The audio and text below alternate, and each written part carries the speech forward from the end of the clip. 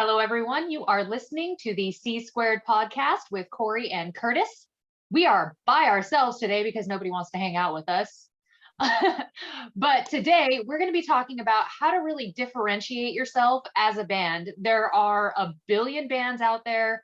They all have, some crossover. They've all got their own theme. And really, it is important to come up with your own differentiating factors that set you apart from the crowd, just given that there's so much competition. And we're going to be going through that today. So the first thing you want to do is you want to have a good band name, like something like the Clams would be an excellent band name, right? Oh my God, no.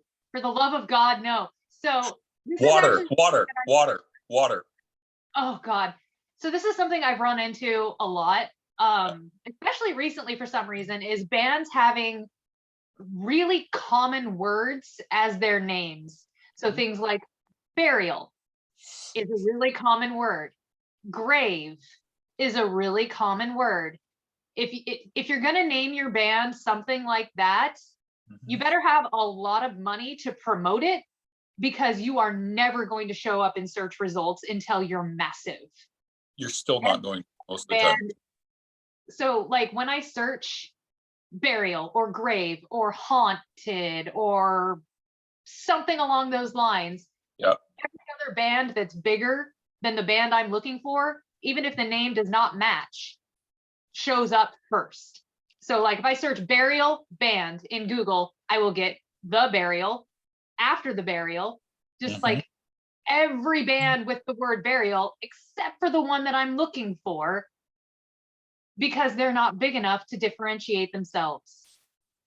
Well, yeah, there's also things like even if they are big enough to differentiate themselves, it's still going to be hard to find the band with a name like, for example, Grave or Moon or something like that, because of the fact like it's just such a fucking common word, especially if the album's self-titled. Possible. Just from a PR perspective, just so people know, like when you're trying to find media mentions of the band, it's almost impossible with a common name. Like I recently had a band with a common name whose name I'm not going to mention, who is literally almost impossible to find any mentions of because the name was so fucking common. Like I actually don't know how much press they got because of that, and it's a little bit frustrating. And here's the other thing, like when your fans are trying to find you on, say, Spotify or YouTube, every band with your name is going to show up, especially when it comes to Spotify. They're going to pull up every band with your name and sort them by popularity. And you're going to be at the bottom because you're small still. So it really, really hurts everything that you're doing when you choose like a completely bland name. Now you can use common words if you use them in a unique way. Let's use The Last Martyr as an example. Sure. That is a solid name. Those are all normal words. It's not like a made up word. It's not like Achiavel, completely made up word.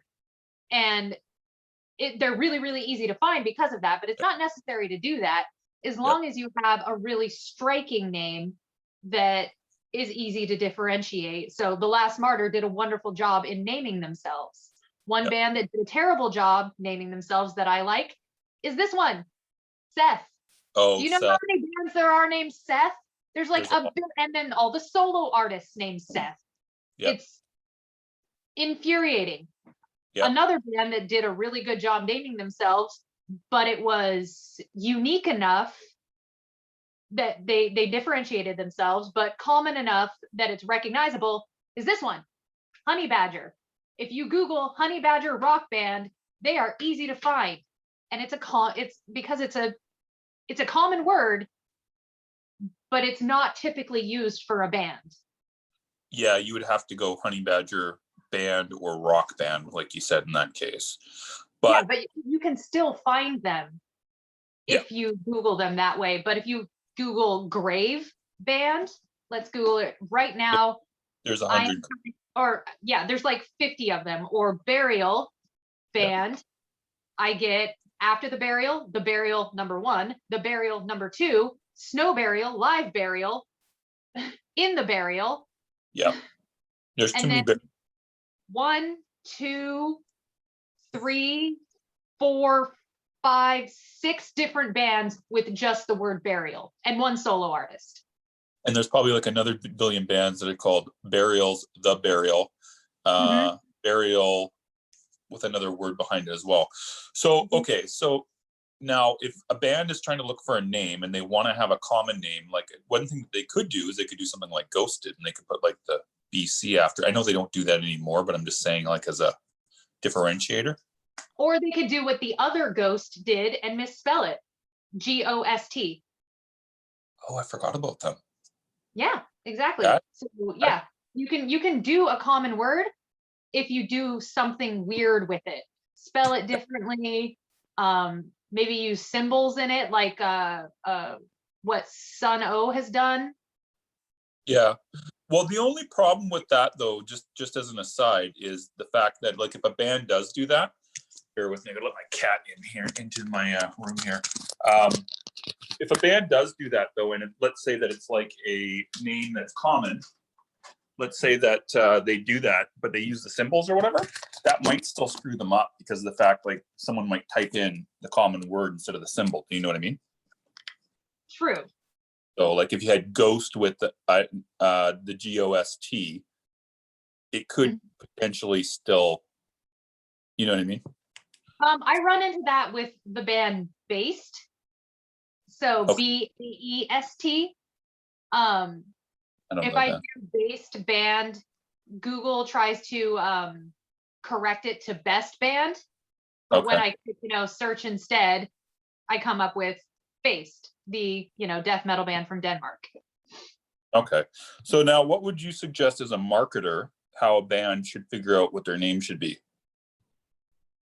Well, obviously choose something that is meaningful to you. Don't pick something weird just for the sake of being, because it's going to come off as inauthentic. So pick Okay. something that's authentic to yourselves, and then find a way to make it unique, be it a spelling, be it how like The Last Martyr did it with just they used common words, but they Mhm. put a striking spin on it. Or you can always find something that's in a different language, like naming Good. your band, like what is it? I think Mirker is in a different language, isn't it? There isn't their name. I'm not sure. I think, yeah, I'm not sure about that one. But yeah, that could work too. No, there are a lot of bands out there that name themselves something in Latin. They'll name themselves something in their native language. So you can go that route, pick the word in a different language so it stands out a little bit more. Mm-hmm. And then also coupling with like making your social media handles all match so that you're easy to find even if your name is common. This is a good point. So, okay, so if you're trying to, okay, so if you want to have all your social mediums match, but you have a band name like, let's say, Burial again, that's going to be next to impossible. So, like, I mean, you could have Burial or official, burial.official, burial metal, burial underscore metal, burial.metal, burial band, burial underscore band. There are a million ways to do it to make it match. If you somehow miraculously get one social medium where you get just your band name, and the others you still have to use something like official, band, metal, or whatever, something along those lines to make it a unique name because somebody already has your name. Yeah. Screw having one social media account with just your name. Make them all match, because it'll be next to impossible to find either the one social media account with your name, Yep. or the other 5 with a different name. So like people will have to hunt for you one way or the other. So make it as easy for people to find you as possible. How do you feel about bands or musicians that kind of like they'll have the right band name as like the @ like, so for example, you got on Twitter Drake goes by Drizzy, but his actual handle is @Drake. How do you feel when a band does something like that where they have like the name being different than the handle? Little Nas does the same thing. I don't personally like it. Yep. It makes it harder to find. Fair. Obviously, if you've got a shitload of money to spend on marketing, like Drake and Little Nas do, then sure, you can get away with it if you're going to be investing 6 figures into marketing. But if you're not able to do that, which most of us are not, then don't do that. Okay, so like let's say the band has, so they get all their social mediums up to date with everything matches. They have a good Googleable name. And now how do you kind of like make it so that way, how do I want to put this? How do you then kind of work it out so that way it works to your advantage? The name actually works to your advantage, if you get what I'm saying. If a common name works to your advantage, or like, so let's say, okay, so like, sorry, I didn't really clarify that very well. So let's say you got again, we'll use Burial since we keep bringing them up, or one of the Burials. So you got Burial's official, and you got across all your platforms. So now how can you use this common name to your advantage to get people to know who you are? The same way that Ghost did in cultivating a really unique image. Ghost, the big band you're talking about. Both of them, actually. Both of them have a really striking image. So you can have that common name that's really easy to remember if you have a really uncommon, striking image to go with it. Okay. Well, why do you think Ghost worked? Because they shouldn't have worked with their name. Do you think it's just because of the image? The image definitely was a huge factor. Okay. But they also kind of came out, well, I mean, the internet had been around for a little bit. So why do you, okay, so like, let's kind of talk about Ghost for a second, because they are a band that has a very common name, but it works. So actually, I don't even know what happens when you Google the name Ghost. Let's see what happens. Ghost band. I've never really looked. What happens? Okay, so they come up right at the top, probably because they have a lot of money to burn on with. So now let's say you got the common name then. So how would you kind of turn up in the SEO rankings if you have a common name? Having uncommon album titles. Perfect. Okay, so like you wouldn't go like, for example, Ghost by Ghost. You might go like, I don't know, what would be a good example? They did all sorts of crazy, names for their albums. They also had the Papa Emeritus and all those different characters that they created for themselves as part of their image that are all very unique.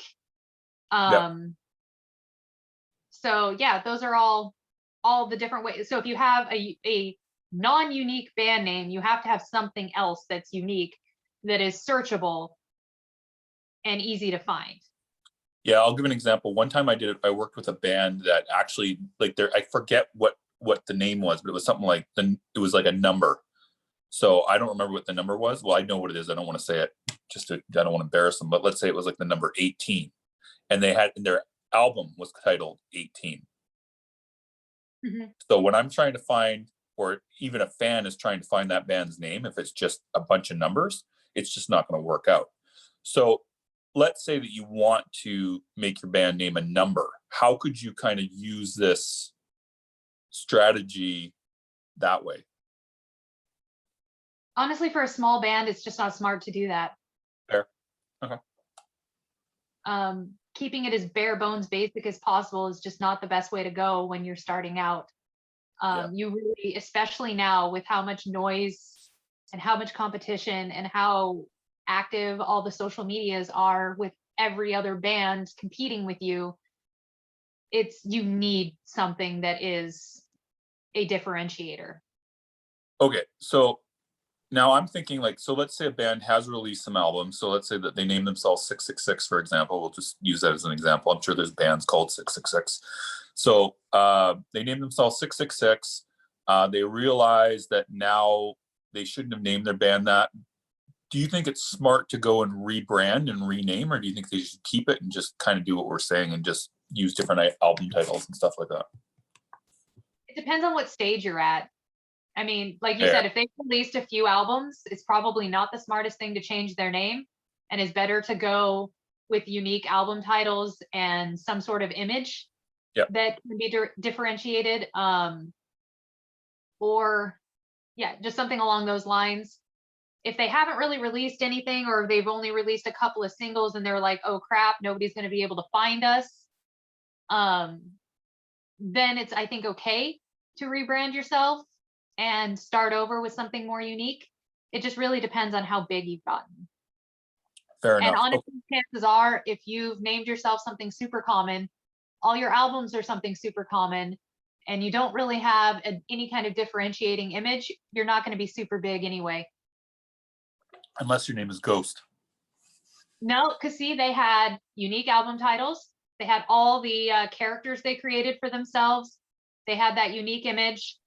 It doesn't matter that their name was super common.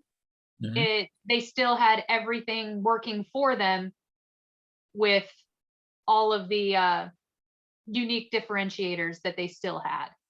And that's kind of the same thing that Kiss kind of did too, now that I think of it, is that they kind of differentiated themselves. I mean, they were pre-internet, obviously, but you know, Kiss with the image, they had the all the different you know, they had all the different merchandising and stuff that they were doing as well with it. So it wasn't just like the name Kiss and nothing else.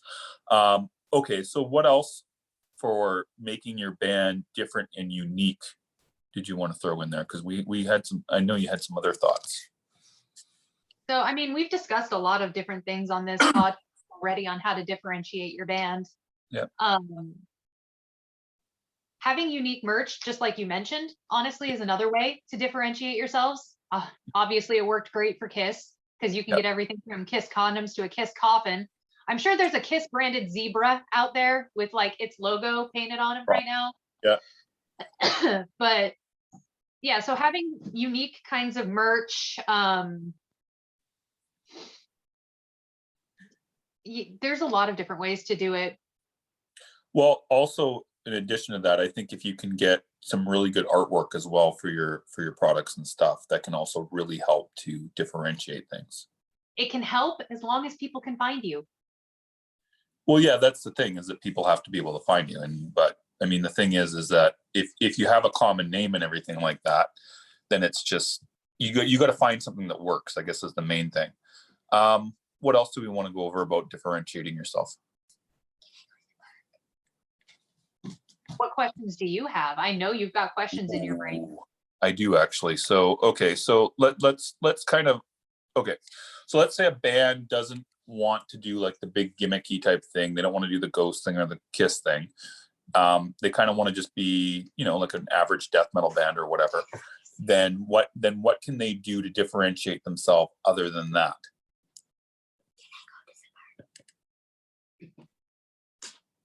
Because I mean, like, let's say you're a death metal band, right? So like, you don't want to like get into like this big weird image of anything, like, you know what I'm saying?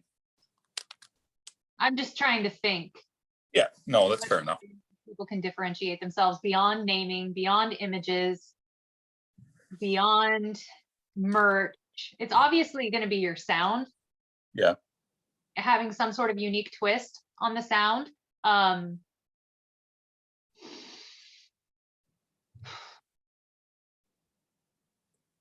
And the only other real way to differentiate yourself is money. Yeah, no, that's true. To throw at it. Yeah, so like advertising, that type of thing. Yep. Okay. Advertising, really robust social media presence. So if it's not money, it's going to be time that you're investing, spending a lot of time on social media, really building out your fan base, all of that kind of stuff. Okay, fair enough. Yeah, I think that's like probably the last point we need to cover is social media and how to differentiate yourself. Kind of like that. Because like if you're the band, again, your band called Ghost, your band called Burial, you can't just be posting like regular stuff, all like the same stuff as everyone else. You kind of have to have, again, you kind of got to have like maybe even a unique logo, I'm thinking. You might want to have like various different branding type things different from other people.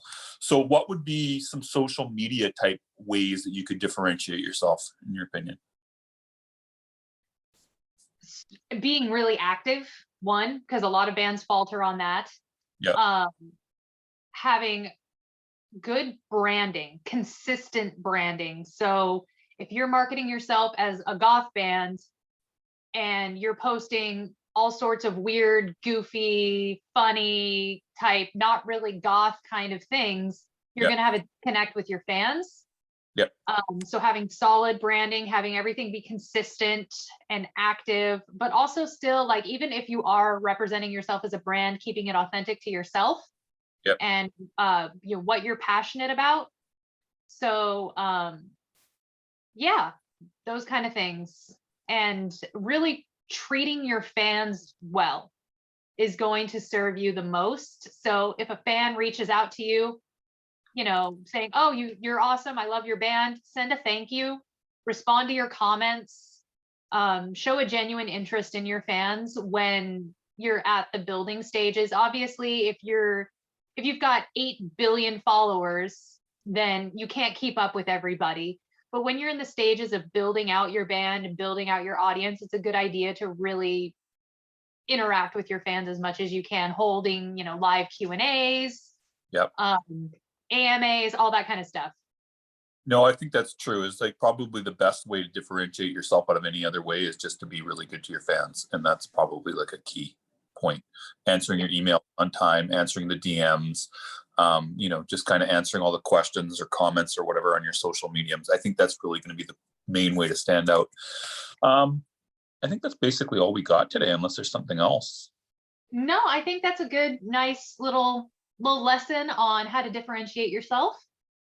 Yeah. Now, actually, for one final point on it, is there anything in an image that you think a band should have to differentiate themselves without getting too over the top? Or do you think it just kind of... It really depends on the band and what they're passionate about and how they want to be represented. The Fair. only thing, the image needs to be consistent throughout. So like I said before, if you're a goth band and you're posting like Chris Farley memes, it probably isn't going to add up. Yeah, you also don't want to be different for the sake of being different necessarily. That's what I mean, is it's got to really be authentic to who you are and be something that you're passionate about. Like, don't dress up like you're freaking Guar if that's not who you are and what you're passionate about. Yeah, there has to be some sort of authenticity there in the whole thing. And it's the same thing with the name. So if you're going to do a common name, just make sure you're being like, you're doing something that's Googleable, searchable, and that way people aren't buying the wrong people's stuff. That's also a key point, I think, because if, again, using the Burial name, a person could buy a wrong album from a wrong band just because of that one factor right there. So, okay, any final words, Cori? Thank you to Ghost Cult Magazine for hosting us as always. Got to throw that one in there. That's true. All right, party on, Cori. Party on, Curtis.